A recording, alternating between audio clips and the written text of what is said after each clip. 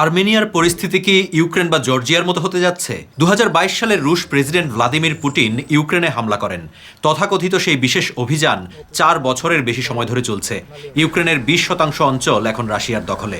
তারও আগে 2008 সালে জর্জিয়ায় আক্রমণ চালিয়ে আবখাজিয়া এবং সাউথ ওশেটিয়া অঞ্চল দখল করেছিল রাশিয়া। এখনও এই দুই অঞ্চলে জর্জিয়া সরকারের কোনো নিয়ন্ত্রণ নেই।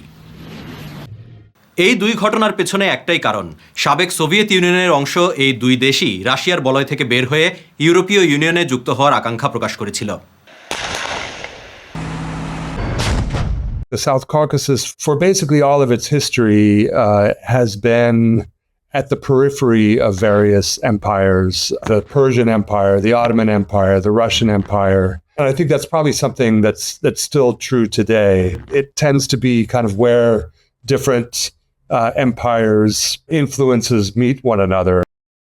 1828 সালের রুশ পারস্য যুদ্ধে রাশিয়ার জয়ের পর বর্তমানের পুরো আর্মেনিয়া ও আজারবাইজান এবং জর্জিয়ার একাংশের দখল যায় রুশ সাম্রাজ্যের কাছে।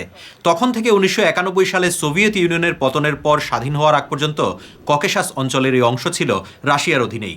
আর্মেনিয়া দীর্ঘদিন ধরে নিরাপত্তা ও বাণিজ্যের জন্য রাশিয়ার উপরই নির্ভরশীল ছিল। আর্মেনিয়ার সবচেয়ে বড় অর্থনৈতিক অংশীদার রাশিয়া।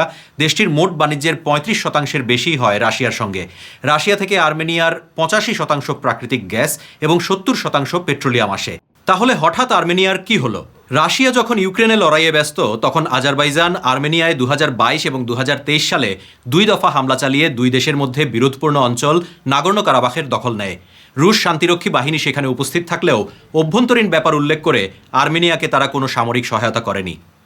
এরপর থেকেই দেশটির অভ্যন্তরীণ রাজনীতিতে বড় ধরনের পরিবর্তন এসেছে। রাশিয়ার নিষ্ক্রিয়তাকে বিশ্বাসঘাতকতা বলে মনে করেছেন অনেক আর্মেনিয়ান। বর্তমান প্রধানমন্ত্রী নিকোল পাশিনিয়ান এরপর থেকে ধীরে ধীরে রাশিয়ার উপর নির্ভরতা কমিয়ে ইউরোপের দিকে ঝুঁকছেন। জনগণের বড় অংশের যে তাতে সমর্থন রয়েছে, জুনের নির্বাচনে রুশপন্থী প্রার্থীকে হারিয়ে বিপুল ব্যবধানে তার পুনর্নির্বাচিত হওয়াকে সেটারও প্রমাণ হিসেবে দেখছেন অনেকে। আর্মেনিয়া কি করেছে? 2024 সালে সিএসটিও এর কার্যক্রমে অংশগ্রহণ স্থগিত করেছে, পুরোপুরি বের হয়ে আসার ইঙ্গিত দেয়া হয়েছে। 2025 সালে ইউরোপীয় ইউনিয়নে অন্তর্ভুক্তি আইন পাশ করা হয়েছে। ইইউতে যোগ দেয়া এখন দেশটির আনুষ্ঠানিক জাতীয় লক্ষ্য। 2026 সালে ইউরেশিয়ান ইউনিয়নের শীর্ষ বৈঠকে যোগ দেয়নি আর্মেনিয়া, বরং মে মাসে রাজধানী ইয়েরেভানে প্রথমবারের মতো আয়োজন করা হয়েছে ইইউ আর্মেনিয়া শীর্ষ সম্মেলন। ইউরোপের শান্তিরক্ষীরাও এখন মোতায়েন থাকবেন আর্মেনিয়ার সীমান্তে। পুতিন কি সেটা মেনে নেবেন?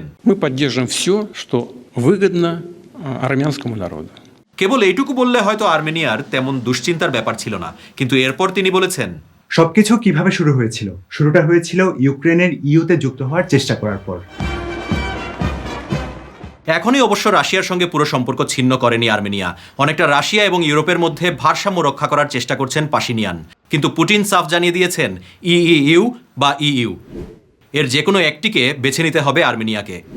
প্রশ্ন হচ্ছে, ইউক্রেনে 4 বছরেও কাঙ্ক্ষিত বিজয় অর্জন করতে না পারা পুতিনের কি এখন আর্মেনিয়ার দিকে নজর ফেরানোর সুযোগ রয়েছে? নিজের বলয়কে রক্ষা করার যে তীব্র আকাঙ্ক্ষা পুতিন গত 2 দশকে জর্জিয়া ও ইউক্রেনে দেখিয়ে এসেছেন, আর্মেনিয়ার ক্ষেত্রে সেটি করার সামরিক ক্ষমতা কি রাশিয়ার রয়েছে? পরিস্থিতি কোন দিকে যাবে সেটা বোঝার জন্য আরও কিছুদিন আমাদের অপেক্ষা করতেই হবে। পরের ভিডিওতে কোন বিষয়ে জানতে চান জানাতে পারেন মন্তব্যে।